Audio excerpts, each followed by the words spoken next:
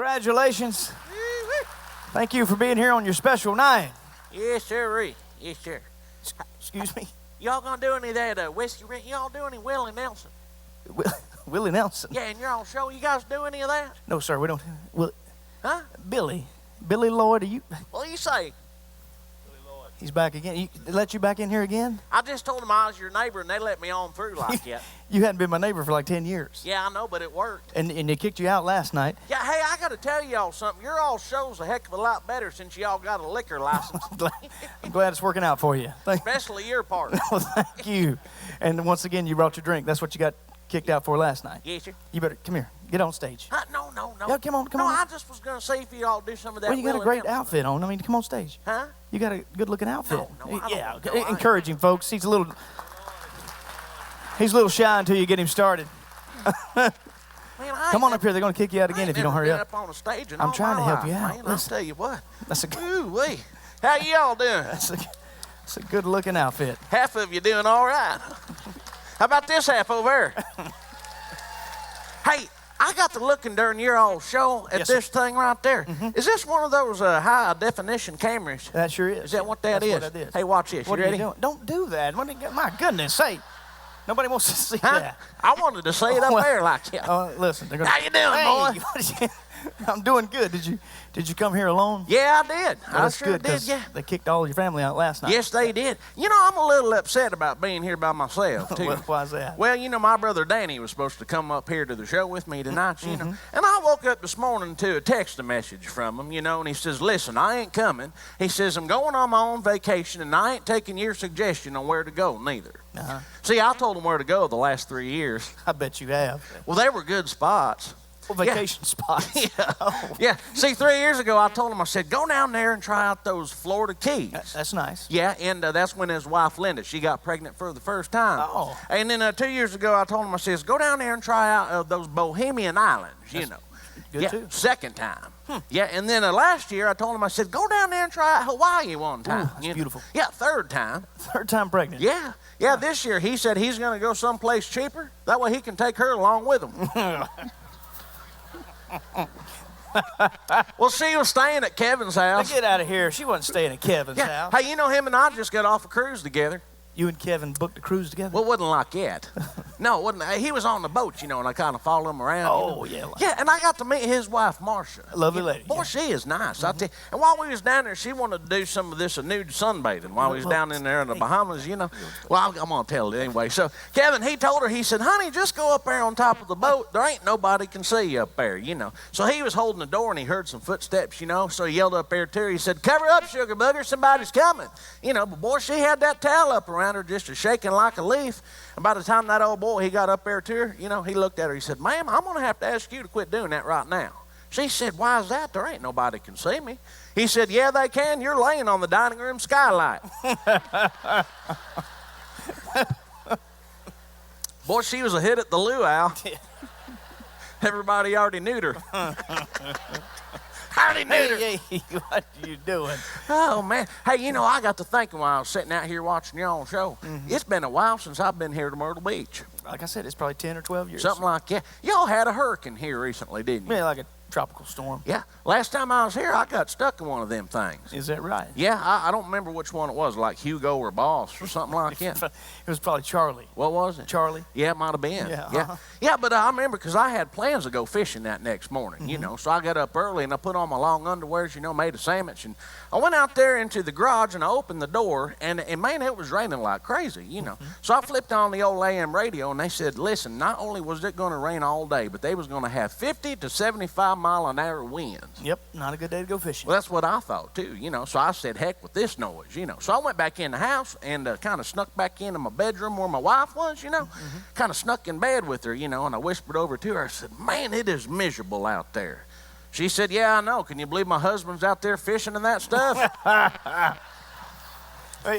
She might have thought it was Kevin. Maybe so. She might have. Boy, you all are tough tonight. You know, I was reading somewhere, laughter will make you live longer. I can see some of y'all over here ain't going to make it. I like this crew down in here, though. Ooh, I was going to ask you, you mentioned your wife. How's she doing? She's doing terrific. Oh, good. Tell her I said hello. Yes, I'll do that. Yeah. Hey, you know, I bet there's something about my wife you didn't know. I bet there's a lot of stuff about I your bet wife. you're right.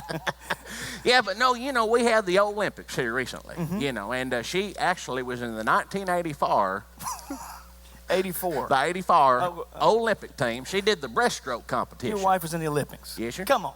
No, I ain't kidding you now. Swimming. She did the breaststroke. Yeah. Get out of here. Yeah, no, I'm serious. Now, the problem is, though, she came in dead last. Well, I mean, it's a big accomplishment just getting to the Olympics. Well, that's what I tried to tell her. But, boy, she's upset now. She got up out of that pool. She said, listen, I don't like to complain, but all them other women are using their arms.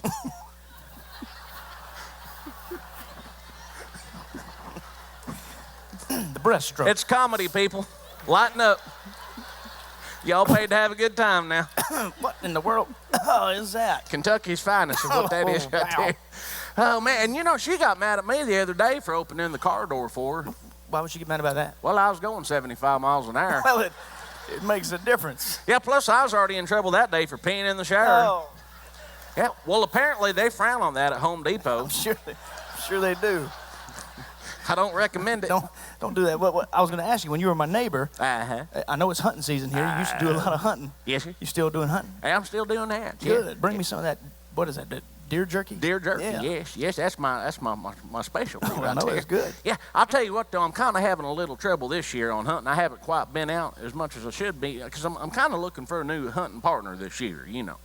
Well, if I understand it right, you had a hunting partner for years. Yeah, for years. Yeah, same guy. What? Yeah, What happened to him? he got shot. What? Yeah. Well, that ain't funny. But listen, I did what I had to do in that situation. You know. I took him down here to the emergencies room. That's a good place to start. Down there at Grand Strand, you know. And that doctor, he come walking out, you know, and I said, listen, how is it? You know, I was real concerned about him, you know. He says, well, we lost him, Oh. you know. He said, yeah, we probably could have saved him if you wouldn't have gutted him. If you wouldn't have gutted him. I walked right into that one, didn't I? Well, what fishing? I know you do a lot of fishing. Or do you take this here beautiful fanny pack with you when you go fishing? I don't leave the house without it. Maybe put your fishing tackle and hooks and stuff in there. Well, if I did, I'd move it to the side. You picking up what I'm putting down? I'm sorry I asked. Yeah. No, in fact, yesterday, me and my...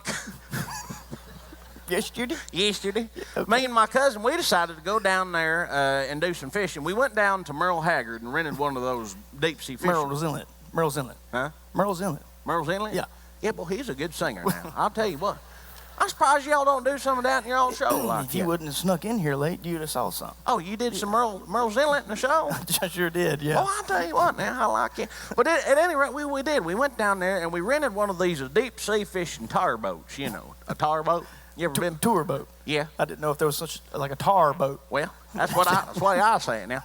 But we went out there, and I took my cousin along. Now, he's a real smart angler, you know, and he decided to bring along one of these a deep running rebel hook. Like a crankbait. Yeah. Yeah. Yeah, and for those of you that might not know what that is, it looks like a crawdad, and it's got two treble hooks on both sides of it, you know. Well, at any rate, he took that rod and reel out, you know, and he was going to cast it out there in the ocean, you know. About that time, that line wrapped around my neck about two or three times like that. And when he went to yank that thing, it set that hook right there in the side of my face. Man, they had to take a pair of side cutters and cut it and run it back through there. Yes. Of course, nowadays, they just sterilize it and leave it in and call it jewelry. Them youngsters. Of course, they'll pierce anything that dangles these days.